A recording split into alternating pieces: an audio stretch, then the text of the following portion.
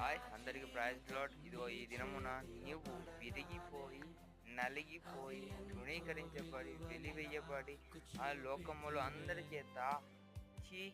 పో! అని ఎగతాళికి గురి ఉండవచ్చు. నీ పేరు పెట్టి నిన్ను ఎగతాళి చేస్తుండవచ్చు. కానీ నీ యొక్క విరిగిపోయి నలిగిన హృదయాన్ని ఆయన లక్ష్యపెట్టుచున్నాడు. ఈ మనుషుల్లాగా పై రూపాన్ని లక్ష్యపెట్టువాడు కాదు.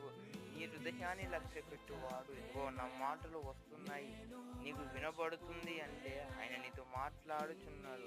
నీ మొరలను ఆయన ఆలకించి ఉన్నాడు. నీ ప్రార్థనను ఆయన తృణీకరించలేదు.